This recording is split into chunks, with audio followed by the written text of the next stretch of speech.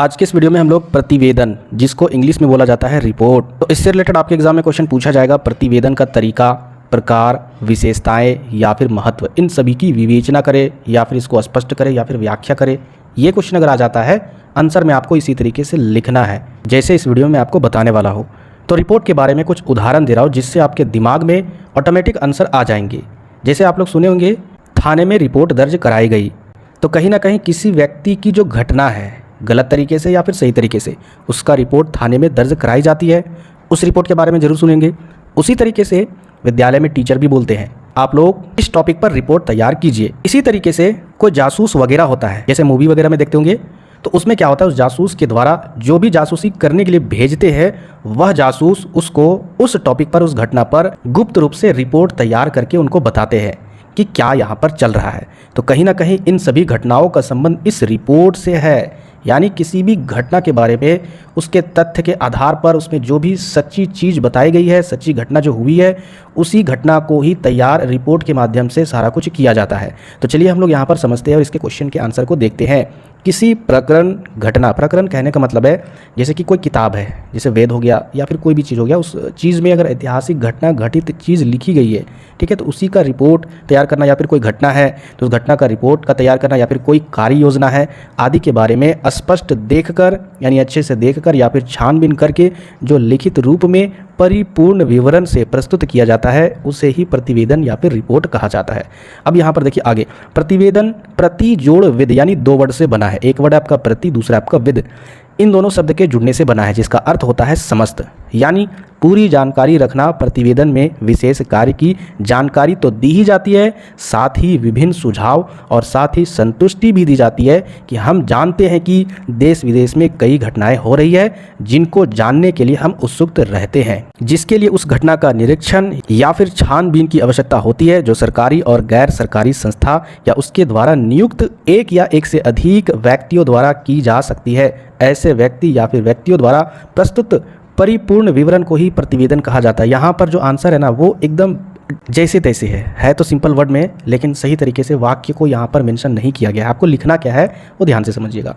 प्रतिवेदन क्या होता है, यानी कोई भी अगर घटना है, कोई भी अगर विशेष कार्य है, कोई भी विशेष कार्य योजना या फिर जानकारी है, और जिसको जानने के लिए अगर आप उत्सुक हो या फिर हम उत्सुक है, तो उसके लिए क्या हम लोग करेंगे, किसी व्यक्ति को नियुक्त करेंगे जो उस घटना को निरीक्षण करेगा, अच्छे से छानबीन करेगा, और छानबीन करके वह क्या करेगा, एक रिपोर्ट तैयार करेगा, यानी उस घटना से रिलेटेड पूरे तरीके से विवरण देगा। उसी को ही प्रतिवेदन कहा जाता है। अब यहाँ पर आप लिख सकते हो प्रतिवेदन का स्वरूप या फिर प्रतिवेदन का तरीका।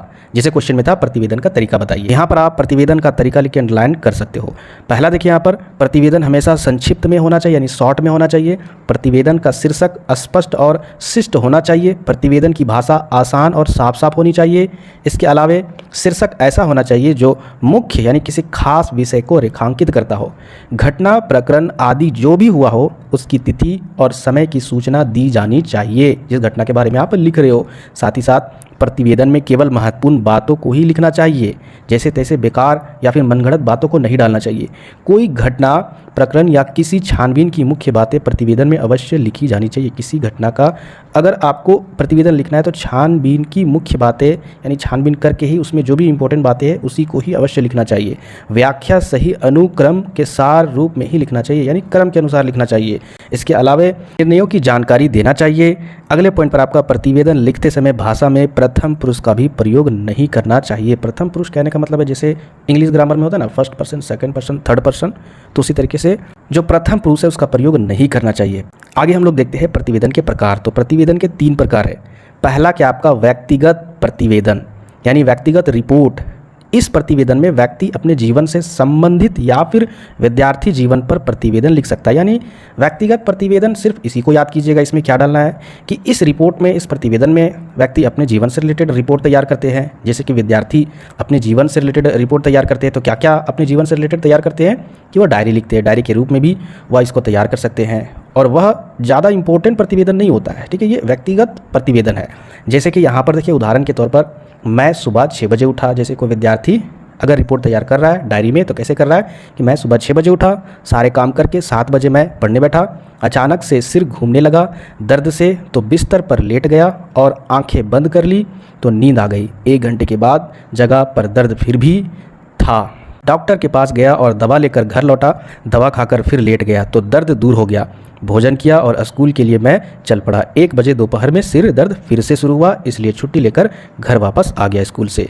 तो ये हो गया आपका व्यक्तिगत रिपोर्ट। ठीक है, सभी प्रकार के रिपोर्ट में उदाहरण जरूर समझिएगा और लिखिएगा, कॉपी भरेगा ऑटोमेटिक और अच्छा भी लगेगा एग्जामिनर को चेक करने में। दूसरा देखिए संगठनात्मक प्रतिवेदन। इसमें वर्ड से ही पता चल रहा है कि संगठन वर्ड यूज़ है, तो संगठन वर्ड यूज़ है इसका मतलब ये किसी खास संगठन के लिए ही रिपोर्ट तैयार करेगा। संगठनात्मक प्रतिवेदन में किसी सभा, बैठक या फिर संस्था इत्यादि का विवरण दिया जाता है।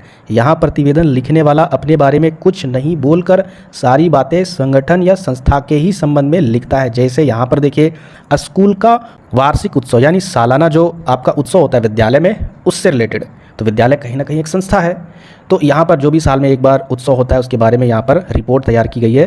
तो देखिए हमारा स्कूल सन 1980 में स्थापित हुआ था। शुरुआत में यहाँ 4 शिक्षक और 40 छात्र थे, वहीं आज शिक्षकों की संख्या 25 और छात्रों की संख्या 800 तक पहुँच गई है।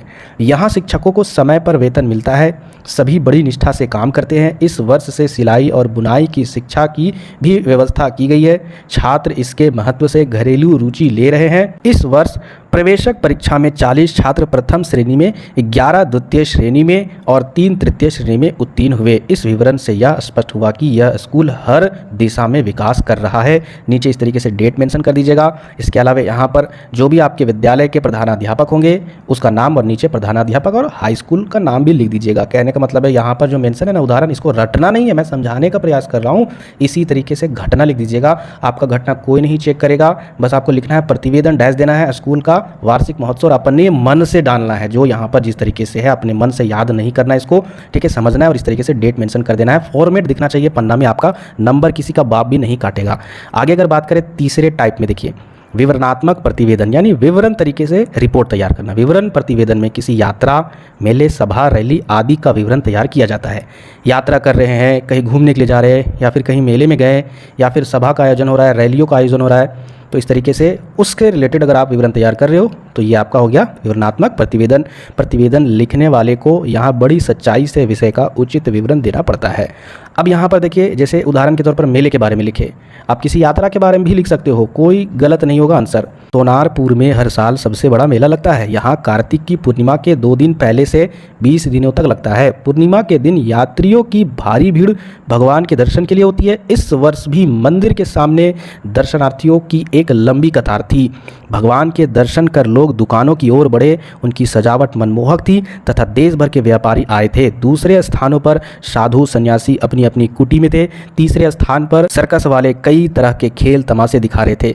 रात में बिजली की रोशनी में सारा मेला जगमगा रहा था तथा सारा दृश्य मनमोहक और सुखद था। तो ये मेले के बारे में यहाँ पर लिखे।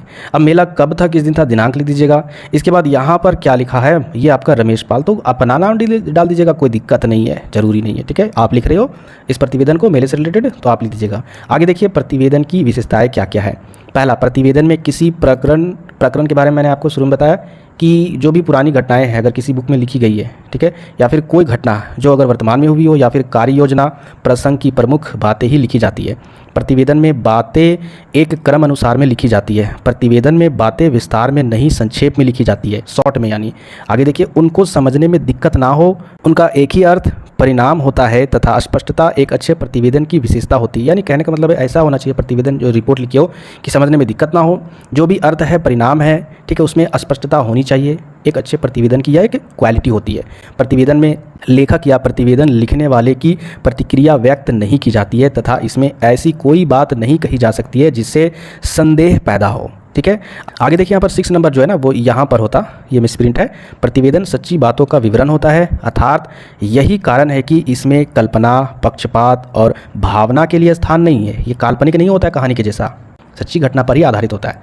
अगला यहाँ पर देखिए सारा कुछ मिसप्रिंट है, ठीक है। प्रतिवेदन की भाषा साहित्य संबंधित नहीं होता, यह सरल और दिलचस्पी होती है। साहित्य भाषा संबंधित नहीं होता है, ये आसान होता है और दिलचस्पी वाला होता है। आगे देखिए, प्रतिवेदन किसी प्रकरण, घटना या विषय की साफ तथा जीवित तस्वीर सुनने या फिर पढ़ने वाले के मन पर खींच देता है। किसी भी घटना से रिलेटेड है तो उस विषय को अगर कोई पढ़ रहा है, ठीक है, किसी के जीवन तस्वीर को अगर वह सुनने या फिर पढ़ने वाले अगर हैं तो कहीं ना कहीं उसके मन को वह खींच देता है।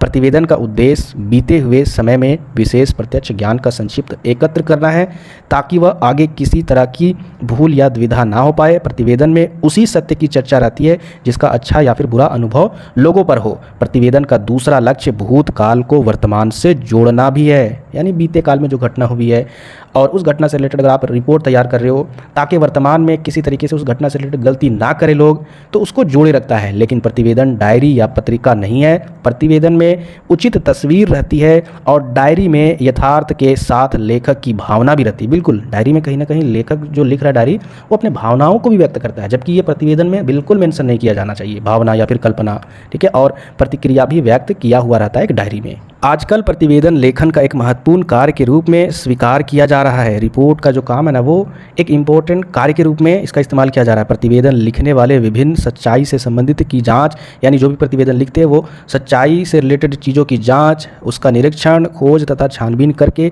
आदि से जो भी परिणाम निकलता है उन्हें ध्यान में रखते हुए प्रस्तुत करता है। अर्थात जब भी कोई विषय, मुद्दा, मामला या सामान्य लोगों के विरुद्ध होता है तो उस विषय की छानबीन करना आवश्यक हो जाता है। इसलिए ऐसी स्थिति में प्रतिवेदन की ज़रूरत पड़ती है। सरकारी या फिर गैर सरकारी कार्यालयों और संस्थाओं में छोटी बड़ी नियमों का उल्लंघन, घोटाला और विवादों की भी जांच तथा उनकी प्रतिवेदन आदि की आवश्यकता बनी रहती है। यानी देखिए, कुछ भी घोटाला होगा उस पर जांच पड़ताल होता है, तो कहीं ना कहीं सारा जांच पड़ताल होने के बाद उसकी सच्चाई का रिपोर्ट तैयार होता है। तो कहीं ना कहीं ये बहुत इंपॉर्टेंट है वर्तमान टाइम में। तो उम्मीद करते हैं कि आपको समझ में आया होगा। अगर एक बार में समझ में नहीं आया तो प्लीज़ इसको दोबारा देखिएगा, 100% आपको समझ में आया। और नोट्स क्रिएट कीजिएगा। नोट्स कहने का मतलब है आपको क्या करना है, इसको लिखने का बिना देखे ट्राई करना है। बाकी नए व्यूअर चैनल को जरूर सब्सक्राइब कीजिएगा। मिलते फिर नेक्स्ट वीडियो में।